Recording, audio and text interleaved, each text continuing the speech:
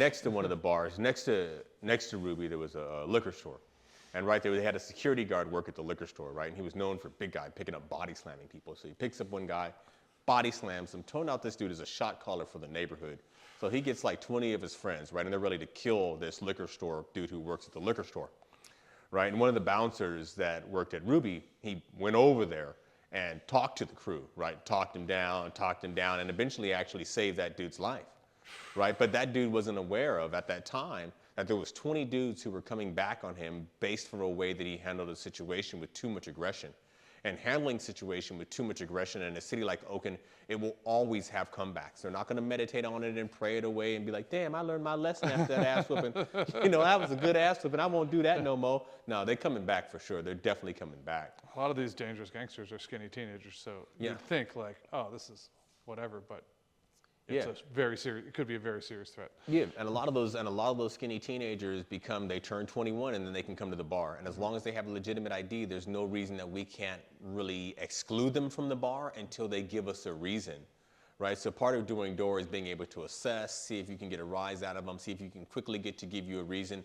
But otherwise, we got to let them in until their behavior at a certain way allows us to be at the point where we can kick them out. Otherwise, we're, what are we, stereotyping? Typecasting. Yeah, and then there could be a social back. There could be a major social backlash To that, right? Even if there's What are we doing? We're profiling people, right? So all of that has to be based upon individuals' actions and not just on what we think they are, right? Now, when we see you selling dope across the street, okay, I can't let you in, dog. You on them corner across the street selling dope, we can't let you in here. That's just that. You know what I'm saying? Like, you can't never come in here no more once you do that. And Big Ken and Jason did that at the Mallard when they cleaned the place out, and there was a backlash that was so bad it like hit the radio. Yeah. At a lot of these bars, you're going to hit a backlash, and a lot of these people, there's going to be a huge backlash about it and how you handle situations. I can think of almost, a lot of times when you deal with situations, especially now, you're going to have to deal with Yelp anyways. Even when you deal with everything correctly, you're still going to have to deal with the fact that people are going to Yelp on you or complain about you or say that you handled things inappropriately or in the incorrect way.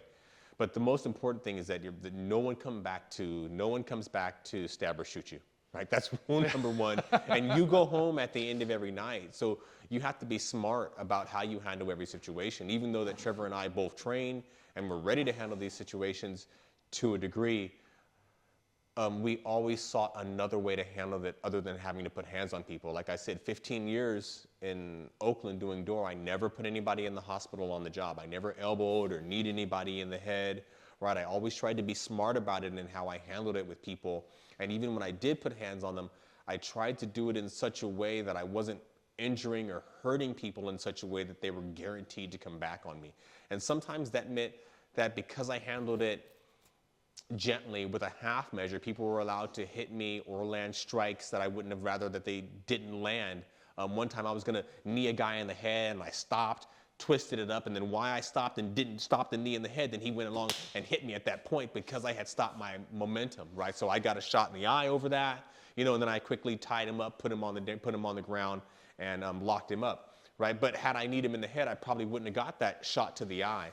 But at the end of the day, that's the job, and I'd rather take the shot in the eye than me open this guy's skull up by kneeing him in the head and put him in the hospital and me possibly going to jail, the bar liability and everything.